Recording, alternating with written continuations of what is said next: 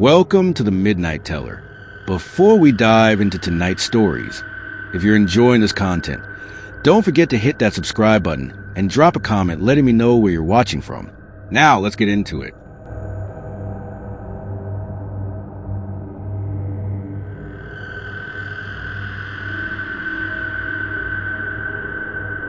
I travel for work pretty regularly. Nothing glamorous. Just sales meetings and regional conferences that take me to different cities a few times a month. I've stayed in dozens of hotels over the years, ranging from nice corporate chains to sketchy roadside motels that make you question your life choices. This particular story happened about 3 years ago, and I still think about it more often than I'd like to admit. I was driving through rural Pennsylvania, heading to a meeting in Pittsburgh the next morning. I'd left later than planned, and by the time I realized I wasn't going to make it to the city before midnight, I was already in the middle of nowhere. Just empty highway, dark woods on both sides, and an occasional gas station or diner that looked like it hadn't been updated since the 1980s. I pulled off at an exit that had a sign for lodging, hoping to find something decent. What I found was a small, two-store motel called the Pine Valley Inn. The building looked tired, the kind of place that had probably seen better days decades ago, but was still hanging on. The parking lot was mostly empty, just a couple of cars scattered around, and the neon vacancy sign flickered weakly in the darkness. I almost kept driving, but I was exhausted, and the next town was another 40 minutes away. I pulled into the parking lot and went inside. The lobby was small and dimly lit, with outdated furniture and a faint smell of cigarette smoke that had probably been seeping into the wall for years. Behind the front desk was a woman in her 60s, gray hair pulled back in a tight bun, reading a paperback novel. She looked up when I walked in, her expression neutral. "Need a room?"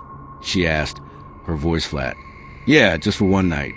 She nodded and pulled out a registration form, sliding it across the counter along with a pen. I filled it out quickly, paid in cash, and she handed me a physical key attached to a green plastic tag with the number 212 printed on it. "Second floor, all the way down the hall on the left," she said. "Checkout's at 11. I thanked her and headed back outside. The staircase to the second floor was on the exterior of the building, one of those open-air designs where you're exposed to the elements. I climbed the stairs, walked down the outdoor hallway, and found room 212 at the very end. The room itself was exactly what I expected. A queen-size bed with floral comforter that had probably been washed 1,000 times, a small TV bolted to the wall, a desk with chair, and a bathroom that was clean enough but showed its age. Nothing special, but it would do for one night. I dropped my bag on the desk, kicked off my shoes, and collapsed onto the bed. It was a little after 11 p.m., and I was planning to get some sleep and hit the road early in the morning. I turned on the TV for some background noise, flipped through a few channels, and settled on some late-night talk show I wasn't really watching. That's when I heard it, a thud from the room next door. Not loud, but distinct, like something heavy had been dropped on the floor. I didn't think much of it at first. Hotels have thin walls, and it's normal to hear your neighbors moving around. I went back to watching TV. A few minutes later, I heard it again, another thud, followed by what sounded like dragging, like someone was moving furniture across the floor. I muted the TV and listened. The dragging sound continued for a few seconds, then stopped. Then I heard footsteps, heavy and deliberate, pacing back and forth. I told myself it was just another guest settling in for the night, maybe rearranging things to their liking. But something about the sounds felt off.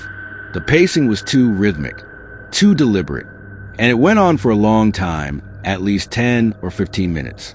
Eventually, the footsteps stopped and everything went quiet. I unmuted the TV and tried to relax, but I couldn't shake the uneasy feeling that had settled over me. Around midnight, I turned off the TV and the lights and tried to sleep. I was just starting to drift off when I heard a new sound. Scratching. It was coming from the wall that separated my room from the one next door. It wasn't loud, but it was persistent. A slow, rhythmic scratching, like fingernails dragging across drywall. I sat up in bed, staring at the wall in the darkness. The scratching continued for maybe 30 seconds, then stopped. I waited, holding my breath, but there was nothing, just silence. I told myself I was being paranoid, that it was probably just the old building settling or maybe a mouse in the walls. I lay back down and closed my eyes, trying to ignore it. But then it started again. The scratching, only this time it was louder, more insistent. And it wasn't just in one spot. It was moving along the wall, from one end to the other, like someone was dragging their hand across it. I turned on the bedside lamp and stared at the wall. The scratching stopped immediately, as if whoever was making the noise knew I was listening. I sat there for a few minutes, debating what to do. Part of me wanted to go knock on the door next door and ask them to keep it down. But another part of me, the part that was genuinely unsettled, told me to stay put. I decided to call the front desk instead. I picked up the phone on the nightstand and dialed 0. It rang several times before the same woman from earlier answered. Front desk. Hi. Yeah, I'm in room 212. I'm hearing some really strange noises in the room next door, and it's keeping me up. Is there someone staying in 211? There was a pause on the other end of the line. A long pause. 211? She repeated, her voice suddenly cautious. Yeah, the room right next to mine. I keep hearing footsteps and scratching on the wall. Another pause. Then she said, there's no one in 211. That room's been closed for renovations. A chill ran down my spine. What do you mean, closed for renovations? The door's locked. No one's been in there for weeks. We had some water damage from a leak, and we're waiting on parts to fix it. I didn't know what to say. I stared at the wall, my heart pounding. Are you sure? I asked, my voice shaking slightly. Positive. I can come up and check if you want, but I'm telling you, that room's empty. No, it's fine. Thanks. I hung up and sat there in the dim light, trying to process what she just told me. The room next door was empty, locked, closed for renovations. So, what the hell had I been hearing? I didn't sleep much that night. Every little sound made me jump. I kept the lamp on and the TV playing quietly, just for the comfort of the noise. The scratching didn't come back, but I couldn't stop staring at that wall, wondering what was on the other side. When morning finally came, I packed my things as quickly as possible and got out of there. I didn't even bother with checkout, just left the key on the desk and walked out. I've stayed in a lot of hotels since then, but I've never gone back to the Pine Valley Inn. And whenever I check into a new place, I always ask if there's anyone staying in the rooms next to mine. Because now I know that sometimes, even when a room is supposed to be empty, it isn't.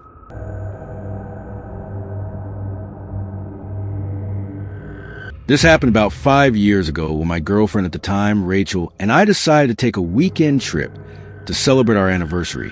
We'd been dating for 2 years, and we wanted to do something spontaneous and fun. We didn't have a ton of money, so we weren't looking at fancy resorts or anything like that. Just a cheap, cozy place where we could relax and spend some time together. We found a deal online for a small bed and breakfast in upstate New York, about 3 hours from where we lived. The listing made it look charming, one of those old Victorian houses that had been converted into a B&B. The photos showed antique furniture, floral wallpaper, and a wraparound porch. It looked perfect. We booked a room for Friday and Saturday night, packed our bags, and hit the road. The drive was nice, winding through small towns and rolling hills. By the time we arrived, it was early evening, and the sun was just starting to set. The house looked exactly like the photos, maybe a little more worn in person, but still charming. It was a large, 3-story building with peeling white paint and a porch that wrapped around the front and side. There was a hand-painted sign near the driveway that read Maplewood Inn in faded letters. We parked and went inside. The front door opened into a small foyer with a staircase leading up to the second floor. To the left was a sitting room with old furniture and shelves lined with books. To the right was what looked like a dining room. An older man appeared from a back hallway, probably in his 70s, with a kind face and a warm smile. He introduced himself as Mr. Carlyle, the owner. He checked us in, took our payment, and handed us a key to room 7 on the second floor. Breakfast is at 8, he said. Help yourselves to coffee and tea anytime. Let me know if you need anything. We thanked him and carried our bags upstairs. Room 7 was at the end of a narrow hallway. The door creaked when we opened it, revealing a cozy but dated room. There was a queen-size bed with an iron frame, a dresser, a small desk, and a window that looked out over the backyard. The wallpaper was floral, and the furniture looked like it hadn't been updated in decades, but it was clean and comfortable. Rachel and I settled in, unpacked a few things, and decided to go out for dinner. We found a diner in town, ate, walked around for a bit, and came back to the inn around 10 p.m. The house was quiet when we returned. Mr. Carlyle had mentioned he and his wife lived in a separate part of the house, and we didn't see anyone else around. We went up to our room, changed into more comfortable clothes, and got ready for bed. That's when things started to feel off. Rachel was brushing her teeth in the bathroom when I heard her call out, "Hey, can you come here for a second?" I walked over to the bathroom doorway. She was standing by the sink, looking down at the floor. "What's up?" I asked. She pointed to the corner of the bathroom, near the base of the toilet. "Does that look weird to you?" I crouched down and looked. There was a small, dark stain on the floor, almost like someone had spilled something and tried to clean it up, but hadn't quite gotten it all. It was a reddish-brown color, and it didn't look fresh, but it was definitely there. Probably just an old water stain or something. I said, "Try not to overthink it." Rachel didn't look convinced, but she didn't push it. We finished getting ready and climbed into bed. I was just starting to fall asleep when I felt Rachel nudge me. "Do you hear that?" she whispered. I opened my eyes and listened. There was a faint creaking sound, like footsteps on old floorboards. It seemed to be coming from somewhere above us, maybe the third floor. "It's just an old house," I said. "They make noise." "I know, but it sounds like someone's walking around up there." I listened for another minute. The creaking continued, slow and deliberate, like someone pacing back and forth. Then it stopped. "See? It's fine. Let's just get some sleep." Rachel didn't seem entirely reassured, but she nodded and turned over.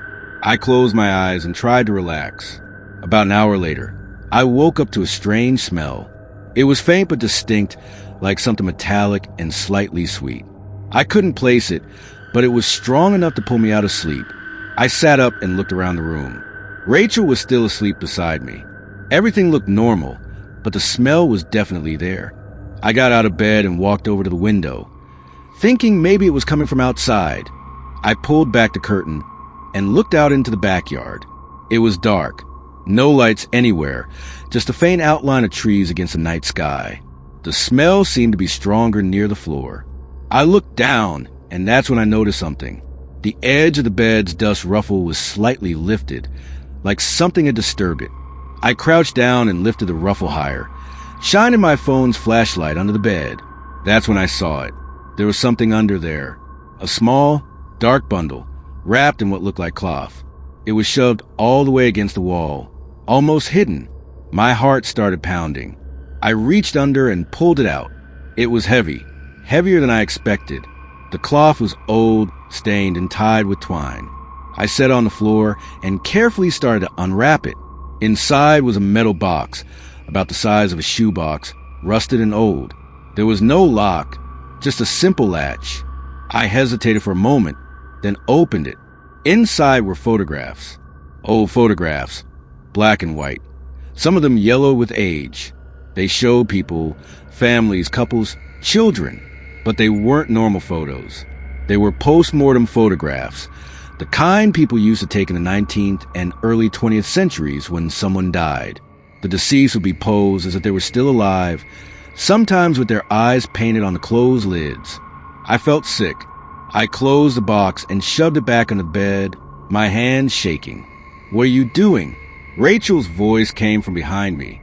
I turned around. She was sitting up in bed, looking at me with a confused expression. "There's something under the bed," I said, my voice barely above a whisper. "What do you mean?" I told her what I'd found. She got out of bed and looked under, pulling the box back out. She opened it, saw the photos, and immediately closed it again. "We need to leave," she said. "It's the middle of the night." "I don't care. We're not staying here." We packed our things as quietly as possible, grabbed our bags, and left the room. The hallway was dark and silent. We crept down the stairs, trying not to make any noise, and slipped out the front door. We didn't go back for a refund. We just got in the car and drove until we found another hotel, a chain place off the highway where we knew we'd be safe. We never found out what those photos were, or why they were hidden under the bed. Part of me doesn't want to know, but I'll never forget the look on those faces, frozen in time, staring up at me from inside that box.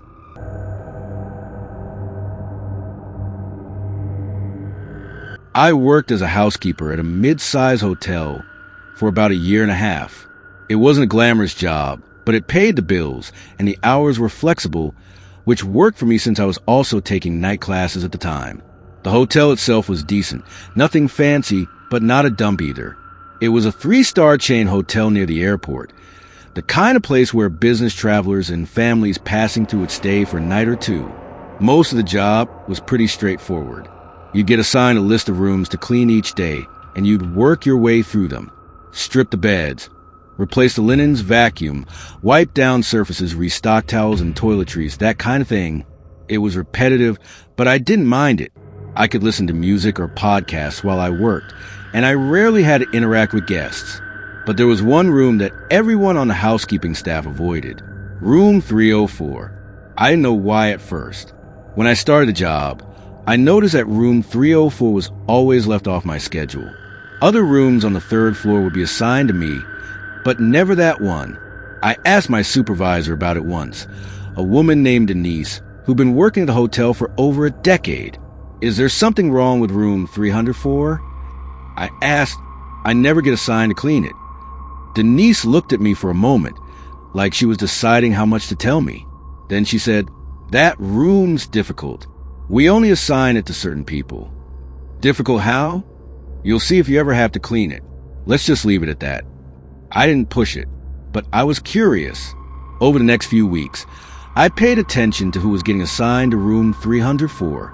It was always Maria, one of the senior housekeepers, an older woman who'd been with the hotel even longer than Denise. One day, Maria called in sick, and Denise had no choice but to assign room 304 to someone else. That someone else was me. "Room 304 needs to be cleaned today," Denise said, handing me the key card. "The guest checked out this morning. Just do your best, and if anything feels off, come get me." Feels off? What does that mean?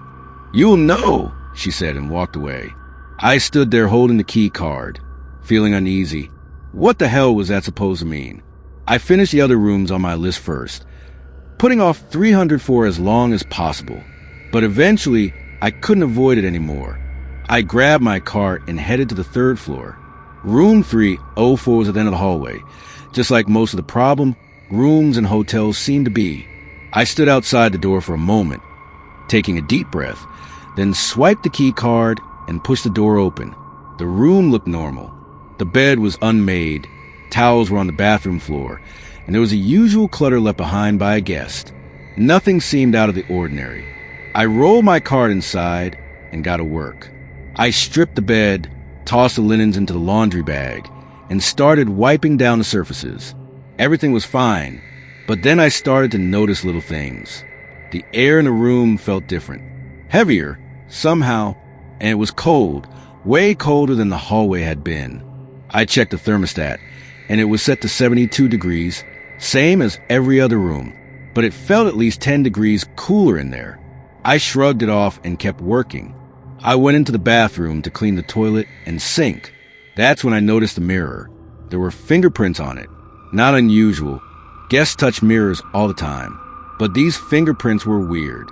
They were small like a child's, and they were clustered in one spot, right in the center of the mirror, as if someone had been pressing their hand against it repeatedly. I wiped them off with glass cleaner and moved on. As I was vacuuming the floor, I heard a sound, a faint thud, like something had fallen in the bathroom. I turned off the vacuum and listened. Nothing. I walked back into the bathroom and looked around. Everything was where I had left it. But then I noticed the shower curtain. It was moving, swaying slightly, as if someone had just brushed past it. I froze. The bathroom window was closed. There was no draft, no reason for the curtain to be moving. I reached out and pulled the curtain back quickly, half expecting to see someone standing there. But the shower was empty. I told myself I was being paranoid, that it was just the air conditioning or something. But my hands were shaking as I finished cleaning the bathroom. When I went back into the main room, I noticed something else. The TV was on. I know for a fact that it had been off when I came in, because I always check. But now it was on, showing static. I walked over and turned off, my heart pounding. That's when I heard it. A voice, faint, almost like a whisper, coming from somewhere in the room. I couldn't make out what it was saying, but it sounded like a child's voice. I grabbed my cart and got the hell out of there. I didn't even finish cleaning. I just left, locked the door behind me, and went straight to Denise's office. "I can't finish that room," I said, trying to keep my voice steady. Denise looked at me and nodded, like she'd been expecting this. "It's fine. Maria will finish it when she's back." "What's wrong with that room?" I demanded. "Why didn't you tell me?" Denise sighed. "Because if I told you, you wouldn't have gone in. And we need someone to clean it when Maria's not available." "But what is it? Is it haunted or something?" "I don't know," she said. "All I know is that room gives people a bad feeling. Guests complain about it. Housekeepers refuse to work in it. We've had priests come in and bless it. We had the whole room renovated, new furniture, new everything. It doesn't matter. Something about that room is just wrong. I never got assigned to room 304 again, and I was grateful for it, because whatever was in that room, I wanted nothing to do with it."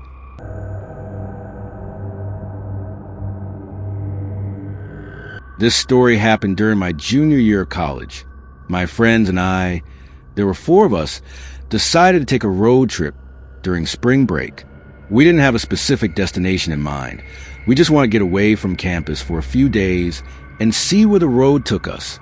We piled into my friend Jake's car and started driving south.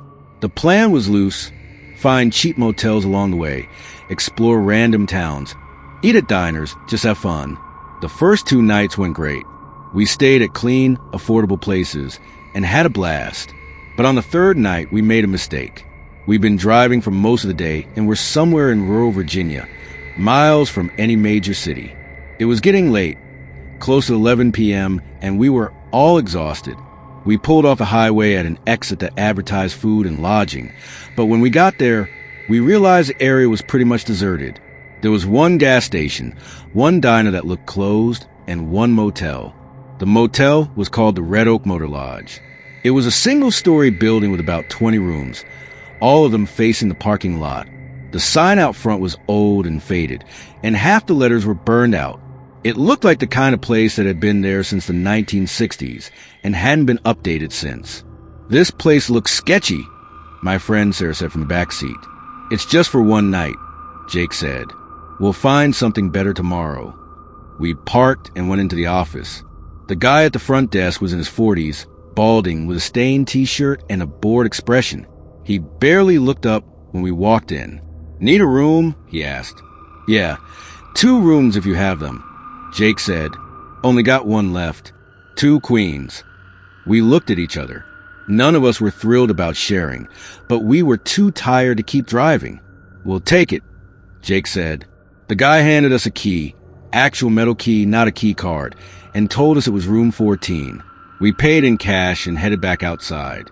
Room 14 was at the far end of the building, the last room on the left. The door was old and scratched, and the paint was peeling. Jake unlocked it, and we stepped inside. The room was exactly what you'd expect.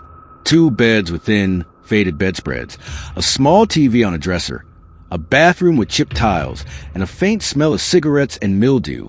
It wasn't great, but it would do for 1 night. We dropped our bags and decided to get some food from the gas station we'd passed on the way in. We walked over, grabbed some snacks and drinks, and came back to the room. By the time we settled in, it was after midnight. Sarah, my other friend, Emily, took 1 bed, and Jake and I took the other. We turned on the TV, found some late-night movie, and tried to relax. About an hour later, I needed to use the bathroom. I got up quietly, tried not to wake Jake, and walked over to the door. As I was about to open it, I noticed something. There was a gap under the door, maybe half an inch, and I could see light coming from the hallway outside. But that wasn't what caught my attention. There were shadows. 2 of them, like someone was standing right outside our door. I froze, my hand on the doorknob, and watched. The shadows didn't move. They just stood there, completely still. I looked back at the others. Everyone was asleep. I didn't want to wake them up and sound paranoid, so I decided to just ignore it. Maybe it was another guest walking to their room, and they'd stopped for some reason. I used the bathroom and came back. The shadows were gone.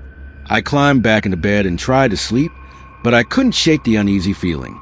I kept thinking about those shadows, the way they'd been standing so still, right outside our door. Around 3 a.m., I woke up to a sound. It was faint but distinct. Footsteps in the hallway, slow and deliberate, stopping every few seconds. I sat up and listened. The footsteps were getting closer. They stopped right outside our door. I held my breath, staring at the gap under the door. The shadows were back. 2 of them, standing completely still. Then I heard something that made my blood run cold. The doorknob started to turn, slowly, quietly, like someone was testing to see if it was locked. I reached over and shook Jake awake. He groaned and opened his eyes. "What?" "Someone's trying to get in," I whispered. He sat up, instantly alert. We both stared at the door. The doorknob stopped moving, and the shadows disappeared. Jake got out of bed and walked over to the door. He looked through the peephole, then turned back to me. "There's no one there." "Are you sure?" He looked again, then opened the door slightly and peered outside. The hallway was empty. He closed the door and locked again, then wedged the desk chair under the doorknob for extra security. "It was probably just another guest," he said, trying to sound calm. But I could tell he was unsettled too. We didn't sleep much after that. Every little sound made us jump. When morning finally came, we packed up as quickly as possible and got out of there. As we were loading the car, Sarah said, "Did you guys hear anything weird last night?" "Like what?" I asked. "I don't know. I woke up around 3, and I swear I heard someone walking around outside. I looked out the window, and I saw someone standing in the parking lot, just staring at our room." My stomach dropped. What did they look like? I couldn't really tell. It was too dark, but they were just standing there, not moving. It freaked me out, so I closed the curtain and tried to go back to sleep. Jake and I exchanged a look. We didn't say anything, but we were both thinking the same thing. We never found out who was outside our door that night, or who was standing in the parking lot, but we made a pact to never stay at a place like that again. From then on, we only stayed at well-reviewed chain hotels, because sometimes saving a few bucks isn't worth what you might encounter.